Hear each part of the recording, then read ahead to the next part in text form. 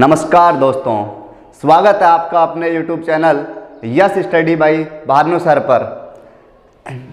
आशा है कि आप सब लोग अच्छे होंगे, स्वस्थ होंगे, मस्त होंगे। जैसा कि आपको थंबनेल से पता लग गया होगा कि आज हम क्या पढ़ने वाले हैं। आज हम पढ़ेंगे रक्त परिसंचरण तंत्र। रक्त परिसंचरण तंत्र से पहले हमने कल देखा था रक्त के बारे में कुछ जो जानकारियाँ थी, बेसिक जानकारियाँ, वो हमने देख ली थी। एक बार उनका रिवाइज, उसके बाद आगे हम पढ़ते हैं रक्त परिसंचरण तंत्र। रक्त कल हम देख रहे थे, रक्त देखे इधर ब्लड के बारे में कल हम देख रहे थे। मैंने तुम्हें कल बताया था कि ब्लड के अंदर दो प्रकार के पदार्थ पाए जाते हैं। ब्लड है, मैंने पहला बताया तुम्हें, इसमें मिलता है प्लाज्मा। प्लाज्मा के अलावा इसमें रासायनिक संघटक, ध्यान रखें, प्लाज्मा होता है 55 से 60% और रासायनिक संगठन कितने होते हैं? 40 से 50% तक क्या पाया जाता है? रासायनिक संघटक। इतना ध्यान रखें। प्लाज्मा के अंदर 90 से 92% होता है जल। बात करें 8 से 9% 8 से 9% होता है प्रोटीन और 1% पाया जाता है इसमें अदर में, जो भी आ सकते हैं कोई भी ऑर्गन्स, कोई भी एंजाइम वगैरह इसमें आ सकते हैं। जैसे मान लीजिए ग्लूकोज। ये हम बात कर रहे हैं प्लाज्मा की। ग्लूकोज का सूत्र होता है, ध्यान रख लें, C6H12O6। ये हम इसको बोलते हैं ग्लूकोज। बता दें आपको, जो प्लाज्मा है, प्लाज्मा के अंदर एक वर्णक पाया जाता है जिसे हम बोलते हैं बिलीरुबिन। क्या बोलते हैं? बिलीरुबिन। बिलीरुबिन प्लाज्मा को नियंत्रित रखता है। जैसे ही बिलीरुबिन का मान बढ़ जाता है, तो ध्यान रखें, बिलीरुबिन का जब मान बढ़ जाता है तो शरीर में एक रोग हो जाता है जिसे हम बोलते हैं पीलिया। जिसे हम क्या बोलेंगे? पीलिया। ध्यान रखें प्लाज्मा का रंग कैसा होता है, तो ध्यान रखें, इस पीलिया से ध्यान रख ले, बिलीरुबिन कहाँ पाया जाता है? प्लाज्मा में। बिलीरुबिन का रंग कैसा होता है? पीला। तो एग्जाम में अगर सवाल आता है कि प्लाज्मा का रंग कैसा होता है, तो हम बात करेंगे किसकी? प्लाज्मा का रंग होता है पीला। ये बात हमें ध्यान रखने के लिए ध्यान रखनी है या ध्यान रखने योग्य बातें हैं। प्लाज्मा का रंग पीला होता है। प्लाज्मा के अंदर 90 से 92% जल पाया जाता है, 8 से 9% प्रोटीन और 1% में ग्लूकोज वगैरह आदि सब आ जाते हैं। उसके अंदर प्लाज्मा के अंदर एक वर्णक पाया जाता है जिसे हम बोलते हैं बिलीरुबिन। और जब शरीर में बिलीरुबिन की अधिकता हो जाती है तो शरीर में एक रोग पैदा हो जाता है, उस रोग का नाम होता है पीलिया। ये चीज़ हम कल पढ़ रहे थे। उसके अलावा मैंने आपको बताया था इसके अंदर एक दो कोशिकाएं होती हैं। फाइब्रिनोजन नाम की एक प्रोटीन और पाई जाती है। फाइब्रिनोजन जो रक्त के थक्के में सहायक होती है। इतना सा ध्यान रख लें रक्त के एक भाग प्लाज्मा के बारे में। प्लाज्मा के अंदर फाइब्रिनोजन, थ्रोम्बिन, प्रोथ्रोम्बिन, जो ये दो प्रकार की कोशिकाएं, दो प्रकार की विटामिन होती हैं। जब इनको बाहर निकाल लिया जाता है प्लाज्मा के अंदर से, तो जो भाग बचता है उसे बोलते हैं हम सीरम।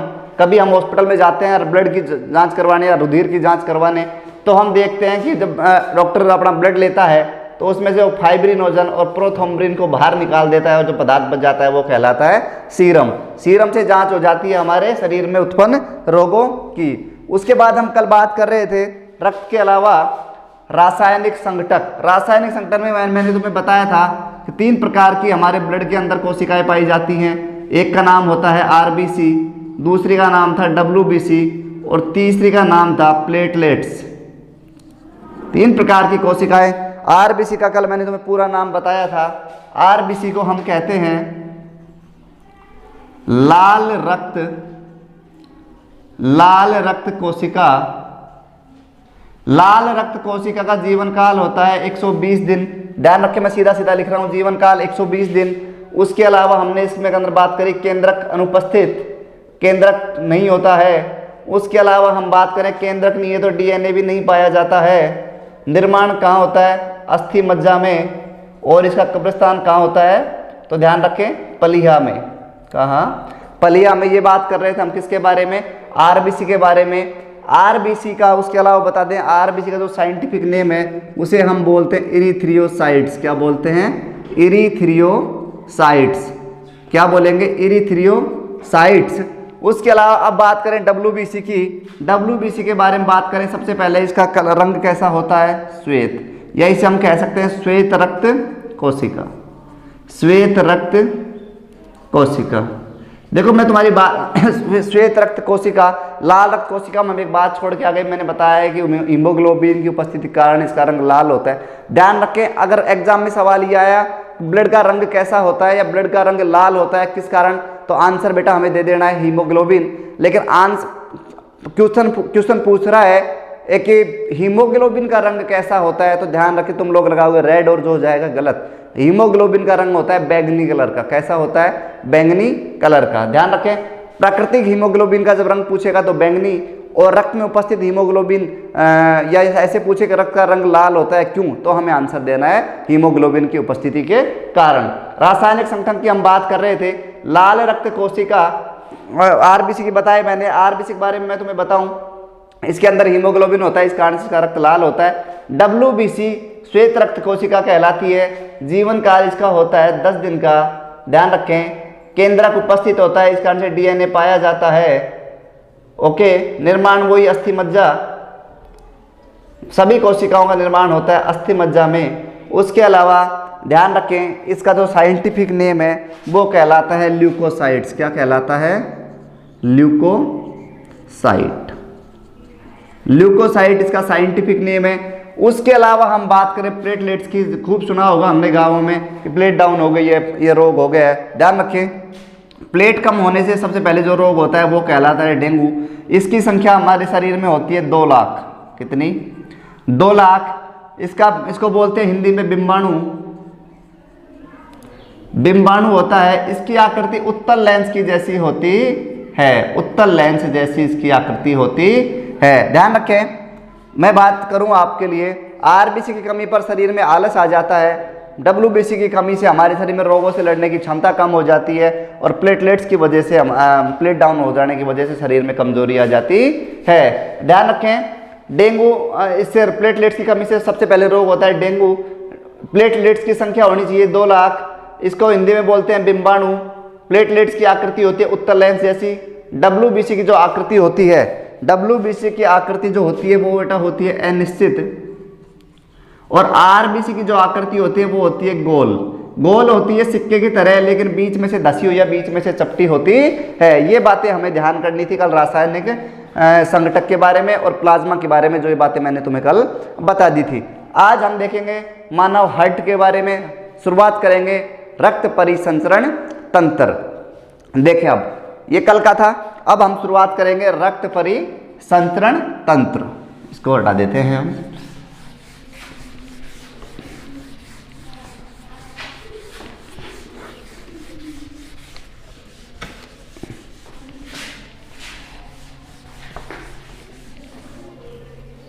देखें इधर, रक्त परिसंचरण तंत्र, ब्लड रक्त परिसंचरण तंत्र। देखें कि करके इधर रक्त परिसंचरण का तंत्र का मतलब, ध्यान रखें, रक्त का मतलब हमें पता है, रक्त का मतलब होता है खून। जैसे आम भाषा में खून या हम रुधिर कहते हैं, रक्त का मतलब खून होता है। परि का मतलब होता है चारों ओर।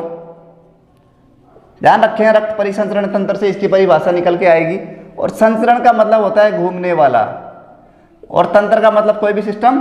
तो खून को चारों ओर घुमाने वाला तंत्र क्या कहलाता है? रक्त परिसंचरण तंत्र। ये हमें पता है कि रक्त पूरे शरीर में 8 सेकंड में एक बार चक्कर लगा लेता है। तो हम बात कर लेंगे रक्त परिसंचरण तंत्र की।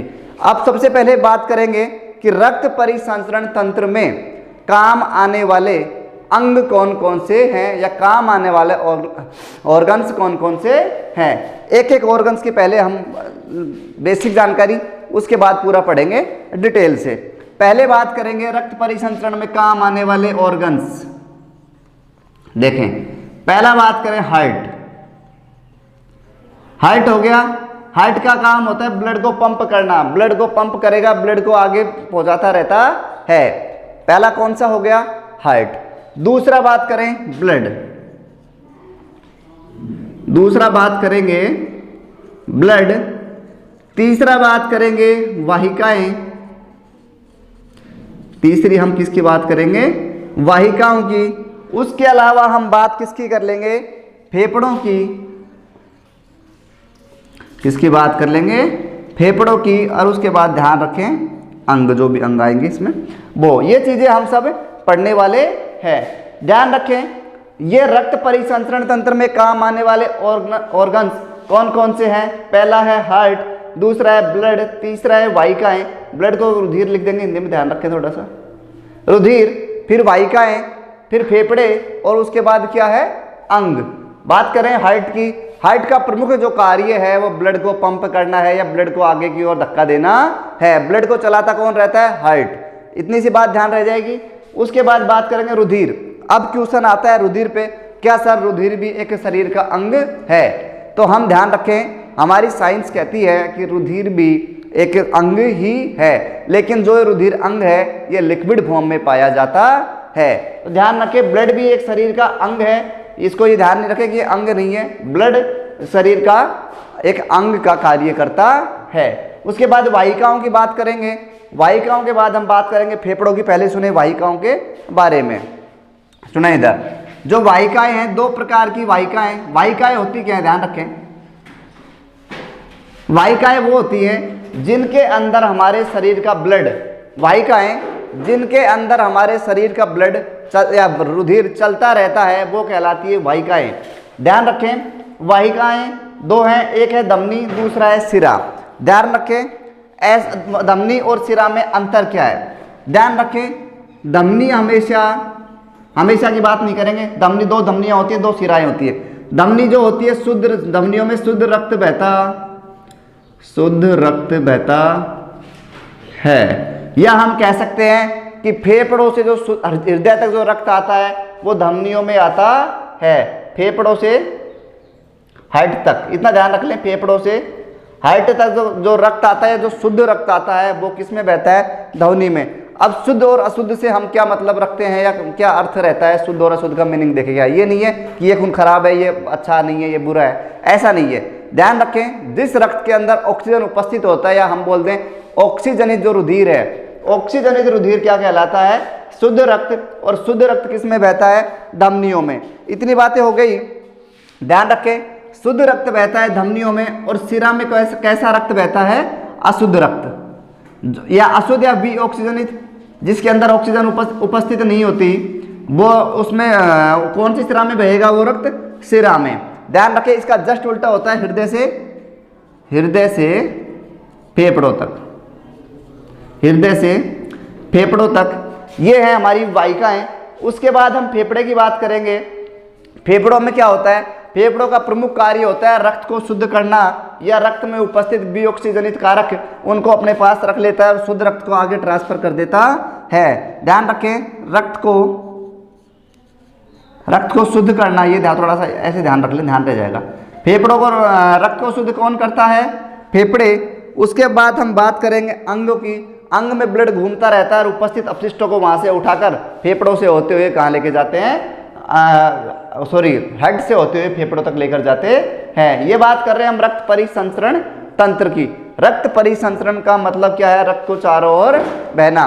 रक्त की बात करें तो अब हम पढ़ेंगे एक एक करके सबके बारे में। ब्लड का रक्त, ये जो ब्लड है ये मैंने कल तुम्हें पढ़ा दिया था कि मानव शरीर में उपस्थित रक्त, फीमेल की बात करेंगे, पहले मेल की बात करेंगे तो 5-5.5 लीटर, और महिला की बात करेंगे तो 5 लीटर। उसके अलावा मैंने बताया था रक्त का पीएच मान 7.4 होता है। चलो आज एक बार फिर से बता देंगे, सुने एक एक करके जानकारियां। ये हमारे मानव परिसंचरण तंत्र में काम आने वाले अंग है, हार्ट है, ब्लड है, वाहिकाएं है, फेफड़े हैं और अंग है। इनको हम समझेंगे एक चित्र की सहायता से। उससे पहले सबसे पहले हम शुरुआत करेंगे हार्ट की। किसकी बात करेंगे, हार्ट की। कल मैंने एक चीज बताई थी तुम्हें, क्या बोलते हैं, WBC के बारे में, लिम्फोसाइट, मोनोसाइट, उनकी वो इंपॉर्टेंट है, ध्यान रखिए। लिम्फोसाइट रोगाणु को खत्म कर देती है, एंटीबॉडी रोगाणु का पता लगा लेती है, और मोनोसाइट उसको भक्षण कर देती है या खा जाती है रोगों को।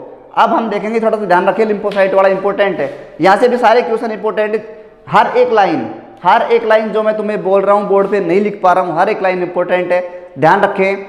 मैं जो बातें साइंस में कहीं से भी क्वेश्चन आ सकता है, जहाँ से मैंने बोलना शुरू किया है और लास्ट तक जब तक बोलूँगा कोई भी लाइन उठकर तुम्हें एग्जाम के अंदर क्वेश्चन मिल सकता है, इतना सा ध्यान रख लें। उसके बाद हम बात करेंगे किसकी, मानव हार्ट की। सबसे पहले शुरुआत करेंगे हार्ट से। देखिए सुने, मानव हार्ट या दिल बोलते जिसको, या हृदय बोलते, कॉमन भाषा में दिल बोल देते हैं। देखें, अब हम पढ़ने वाले हैं हृदय के बारे में। रक्त परिसंचरण से तात्पर्य क्या है, जो रक्त परिसंचरण, जो रक्त को चारों तरफ घुमाता रहता है वो क्या है, रक्त परिसंचरण। कॉमन सी बात है, ये तो सबको पता हुआ कि रक्त पूरे टाइम चक्कर लगाता रहता है, सोते बैठे जब ये बैठे हैं खा रहे हैं, हमेशा रक्त अपना कार्य करता रहता है। अब देखें, अब हम बात करेंगे मानव हृदय की। मानव हृदय की परिसंचरण तंत्र में एक बात तुम्हें और बता दूं कि परिसंचरण तंत्र दो प्रकार का होता है, एक होता है खुला परिसंचरण तंत्र, एक होता है बंद परिसंचरण तंत्र। तो सुने दोनों के बारे में। परिसंचरण तंत्र दो प्रकार का होता है, खुला परिसंचरण तंत्र, और दूसरा बेटा होता है बंद परिसंचरण तंत्र। ध्यान रखें, जो ये चीजें बताई जा रही है ये नहीं है कि दिल्ली पुलिस का सिलेबस है, कंप्लीट सिलेबस जो साइंस का है, हर एक चीज आपको बताई जा रही है। ध्यान रखें, दो प्रकार का परिसंचरण तंत्र होता है, दोनों में फर्क क्या है या दोनों में अंतर क्या है, जो देखें।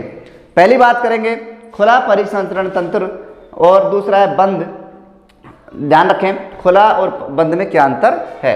सुने बात, इधर खुला परिसंचरण का मतलब होता है कि हमें पता है कि हमारे शरीर में ब्लड घूमता रहता है, ब्लड खूब घूमता है। उसके बाद कई होता क्या है, जो जितने भी सजीव हैं उनमें दो प्रकार का परिसंचरण तंत्र है। अगर रक्त नलिकाओं में बह रहा है या शरीर के अंदर उपस्थित जो वाहिकाएं हैं उनमें ब्लड बह रहा है तो वो कहलाता है बेटा बंद परिसंचरण तंत्र। और नलिका विहीन ब्लड का हो रहा है संचरण, कहने का मतलब नलिका सहित हो जाएगा तो बंद परिसंचरण, या नलिकाओं के माध्यम से शरीर में रक्त बह रहा है तो वो क्या कहलाएगा, बंद परिसंचरण तंत्र।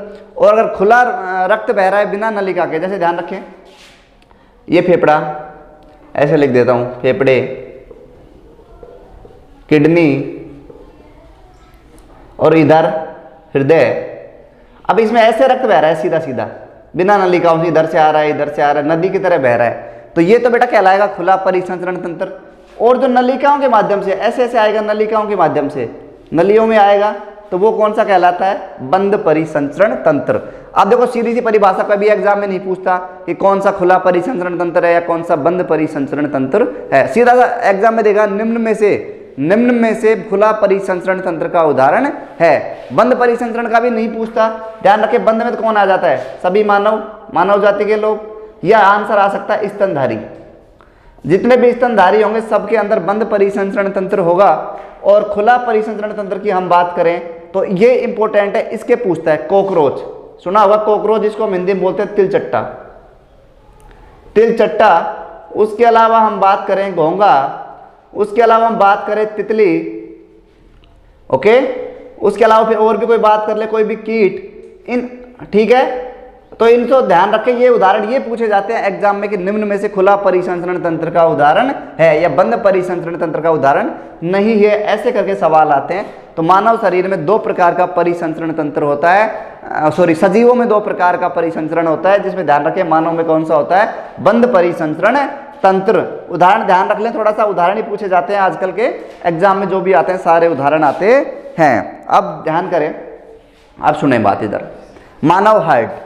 अब हम पहला टॉपिक शुरू करने जा रहे हैं, मानव हृदय। हमें पता है कि रक्त परिसंचरण की शुरुआत हमने कर दी है, 1 से 2 या 3 क्लासें इसमें लगेंगी जो हम लगातार पढ़ेंगे।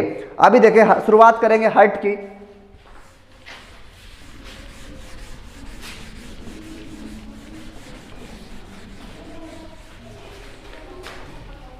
मानव हृदय, बात कर लेंगे मानव हृदय की,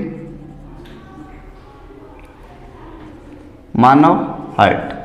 बात करें हृदय की, हार्ट का देखो ध्यान रखें, मानव जो हृदय है उसके बारे में पहले उसकी बेसिक जानकारियां ले लेते हैं, उसके बाद हम उसको पूरा पढ़ेंगे। ध्यान रखें, जो मानव हृदय है मानव हृदय को 4 भागों में बांटा गया है। कितने भागों में बांटा गया है? 4 भागों में, जिनमें इनके नाम होते हैं आलिंद और अनिलय। ध्यान रखें, आलिंद और निलय, देखो इनकी संरचना ऐसी होती है, ध्यान रख लें। 2 भागों में ऐसे बटे होते हैं। ऊपर वाला भाग कहला देता है आलिंद, नीचे वाला भाग कहलाता है निलय। इसकी संरचना कुछ ऐसी होती है, ध्यान रखें। ये आलिंद, ये आलिंद, ये निलय, ये निलय। बात करें, मैं मेरी बात करूं, ऐसे अगर मैं लिख रहा हूं तो राइट साइड, देखो ये ध्यान रख लें, तो मैं बात करूं तुम्हारे हाइट के हिसाब से, तो ये है बायां आलिंद, ये है दायां आलिंद, ये है इसके जस्ट नीचे है बायां निलय, और ये कौन सा निलय हो जाएगा? दायां निलय। ये हमारा हाइट है। हाइट के बारे में हम एक एक जानकारी लेने वाले हैं। हाइट के बारे में पहले बेसिक जानकारी मैं तुम्हें बताने वाला हूँ। ये जो मानव हाइट है, मैंने बताया कि मानव हाइट 4 भागों में बटा होता है। 4 कोष्ठ होते हैं, 4 कक्ष होते हैं। पहला है आलिंद, दूसरा है निलय। 2 आलिंद और 2 निलय पाए जाते हैं। उम्मीद कर रहा हूँ आप लोगों से कि जो मैं पढ़ा रहा हूँ आपको समझ में आ रहा होगा। बात करिए आलिंद और निलय की, बात करेंगे हृदय की। सुने बात, हृदय में इतना हो गया। उसके बाद ध्यान रखें, हृदय का रंग कैसा होता, हाइट का रंग कैसा होता है। तो हम रंग की इसकी अगर बात करेंगे, रंग की अगर इसकी हम बात करें तो ये होता है बेटा, इसके रंग की हम बात करें तो ये होता है हल्के गुलाबी रंग का, हल्के गुलाबी रंग का। हाइट का रंग कैसा होता है, हृदय का रंग कैसा होता है, तो इसकी आकृति होती है, रंग होता है हल्के गुलाबी रंग का। उसके बाद दूसरी बात सुने, आकृति। इसकी आकृति कैसी होती है? इसकी अगर आकृति की बात करें तो बंद मुट्ठी के आकार की होती, बंद मुट्ठी के आकार की हाइट की हमारी आकृति होती है। बंद ऐसे मुट्ठी कर ली तो इसकी हाइट की आकृति बन जाती है। उसके अलावा हम बात करेंगे, उसके अलावा इसके बारे में बात करें, इसका वजन कितना होता है। वजन की हम बात करें तो ध्यान रख लें, मेल और फीमेल में थोड़ा सा फर्क है। महिला में इसका वजन होता है 250 ग्राम से 300 ग्राम, और पुरुष में इसका वजन कितना होता है 300 ग्राम से 350 ग्राम। कहने का मतलब महिलाओं की अपेक्षा पुरुषों का जो हाइट होता है वो भारी होता है। ये मानव हृदय की कुछ बेसिक जानकारियां। अब देखो मैं हाइट के बारे में, हाइट का मुख्य कार्य क्या है जो मैंने तुम्हें बताया था। हाइट का कार्य क्या है? हाइट का कार्य है रक्त को पंप करता, रक्त को पंप करता। हाइट का प्रमुख कार्य है जो रक्त को पंप करता है, रक्त को आगे धक्का मारता है। अब देखो जैसे कि हाइट का चित्र हमारे पास, अभी स्लाइड आपको यहाँ दिखा सकते हैं हम, लेकिन ध्यान रखें मैं चित्र तुम्हें वैसे ही बना के दिखा रहा हूँ हाइट का। नॉर्मली हाइट को हम पढ़ते हैं दिल से, और दिल का चित्र हम देखते आते हैं लगातार। दिल कुछ ऐसे करके बना दिया जाता है, हाँ या ना? देखो बेटा, अब इसमें होता क्या है, यहाँ लगे होते हैं दिवी कपाट, ये दिवी बुलंद के कपाट, 2 परतें होती हैं। उसके अलावा बात करें, ये होता है त्रिबुलन कपाट। इतना सा समझाने के लिए है बेटा, थोड़ा सा ये समझे इसको। तो इसके देखो 4 भाग हो गए ना, 1 भाग 2 भाग, 1 भाग 2 भाग 3 भाग और 4 भाग। ये वाला जो भाग है ये कहलाता है क्या? ये कहलाता है बायां आलिंद। ऊपर देखो मैंने इसी तरीके से समझाया है तुम्हें, बायां आलिंद। ये बेटा होता है दायां आलिंद। उसके बाद उसके जस्ट नीचे दायां निलय, और ये क्या हो जाएगा? बायां निलय। ये क्या हो जाएगा? बायां निलय। बात करें 4 कोष्ठ हैं, बायां आलिंद, बायां निलय। मैं जो समझाने की कोशिश कर रहा हूँ वो ध्यान रखें, जो इनको 2 भागों में बांटता है वो दिवी बुलन होता है। दिवी बुलन कपाट हम इसको कहते हैं, दिवी बुलन कपाट। और ये जो खड़ी जो पंक्ति है ये कहलाती है त्रिबुलन। कहने का मतलब ये त्रिस्तर की होती है, द्विस्तर की होती है। जब ब्लड आ जाता है बाएं किसमें? बाएं निलय में, उसके बाद जाता है बाएं आलिंद में। तो जब ये कपाट खुलता है, दिविपुलन कपाट, सुने मेरी बात, दिविपुलन कपाट जब खुलता है तो शरीर एक ध्वनि निकलती है हार्ट से, जिसे हम बोल देते हैं लब डब ध्वनि। लब डब ध्वनि, दिविपुलन कपाट जब खुलता है तो जो ध्वनि निकलती है, ध्यान रखें, लब डब ध्वनि। एक चीज तुम्हें बता दूं, एग्जाम में आया हुआ सवाल है कि लब डब ध्वनि कब हार्ट से कब आती है, तो ध्यान रखें दिविपुलन कपाट जब खुलते हैं तो शरीर से लब डब ध्वनि आती है। और ध्यान रखें, मानव हार्ट लगातार 24 घंटे कार्य करता है, लेकिन जब दिविपुलन कपाट खुलता है तो मानव हार्ट कार्य उस टाइम आराम करता है या उस टाइम उसका कार्य बंद हो जाता है। इतनी बात ध्यान रखें, त्रिवलन कपाट और दिविपुलन कपाट, ये अभी हम पढ़ेंगे आगे। जब पूरा रक्त परिसंचरण तंत्र का लास्ट हम पहुंचेंगे तो मैं बताऊंगा किस प्रकार से इसमें ब्लड का सर्कुलेशन होता रहता है। ध्यान रखें, इतना ध्यान रख ले भी हार्ट को 4 कक्षों में बांटा गया है, इतना सा ध्यान रह जाएगा। प्रमुख कार्य इसका क्या होता है, रक्त को ऑक्सीजन को रक्त के साथ लेकर चलता है, ऑक्सीजन को प्रत्येक अंग में पहुंचाता है, या शरीर के जहां ऑक्सीजन की आवश्यकता होती है वहां ये हार्ट ऑक्सीजन को पहुंचाता है। इतना ध्यान रख ले मानव हार्ट के बारे में। हार्ट के बारे में और आगे बात करेंगे हम। मैंने तुम्हें बता दिया हार्ट के बारे में जो बेसिक जानकारियां थी वो मैंने दी है। उसका ब्लड का सर्कुलेशन देखो, ध्यान रखें, जैसे हमारे शरीर की आकृति ये होती है, जैसे यहाँ पर लगा हुआ है हार्ट, बेटा इसके ऊपर लगे होते हैं लंग्स या जिसको हम बोलते हैं फेफड़े, और नीचे हमारे हैं अंग। तो ये थोड़ा सा ऐसे ध्यान रख ले, फेफड़ों से ब्लड आता है हार्ट में। अब मैं बताऊंगा वाहिकाएं होती है हमारे शरीर में, 2 शिराएं होती है, 2 धमनियां होती है, और फेफड़ों से फिर ब्लड आता है ऐसे घूमते हुए शिराओं के माध्यम से अंगों में, अंग से वापस चला जाता है दाएं आलिंद में, दाएं आलिंद से कपाट खुलते हैं, दाएं निलय में आते हैं, और निलय फिर इनको कहाँ भेज देता है, शिराओं के माध्यम से, धमनी के माध्यम से कहाँ भेज देता है, फेफड़ों में। ध्यान रखें, ध्वनि जब फेफड़ों से बुलाती है हार्ट तक तो महाधमनी होती है, शुद्ध रक्त बहता है, लेकिन जब अंगों में जब ब्लड घूम कर जाता है तो वो भी एक धमनी होती है जो ब्लड को कहाँ लेकर जाती है, फेफड़ों तक। तो मोस्टली हम मुख्यतः बात करें तो धमनियों में शुद्ध रक्त बहता है और शिराओं में अशुद्ध रक्त बहता है। इसके बाद हम बात करेंगे ब्लड की। ब्लड बेटा मैंने कल तुम्हें पूरा समझा दिया था, और अब हम जो पढ़ने वाले हैं आगे वाहिकाओं के बारे में, वो बेटा हम देखेंगे नेक्स्ट क्लास में, या जो भी नेक्स्ट आएगा, नेक्स्ट कक्षा जो हमारी रहेगी उसमें हम रक्त परिसंचरण तंत्र का गहराई से अध्ययन करेंगे। ये रक्त परिसंचरण लगभग 2 से 3 कक्षाओं तक, 2 से 3 कक्षा में हम इसको पूरा कर लेंगे। अगर दोस्तों वीडियो आप लोगों को अच्छी लगी है तो वीडियो को लाइक करें, शेयर करें, कमेंट करें, चैनल को शेयर करते रहें, लोग सब्सक्राइब करवाएं। जो भी साथी दिल्ली पुलिस की तैयारी करना चाह रहे हैं, एक अच्छा प्लेटफॉर्म चाहते हैं, तो उनको सबको यश स्टडी के साथ आप लोग जोड़ें। धन्यवाद दोस्तों।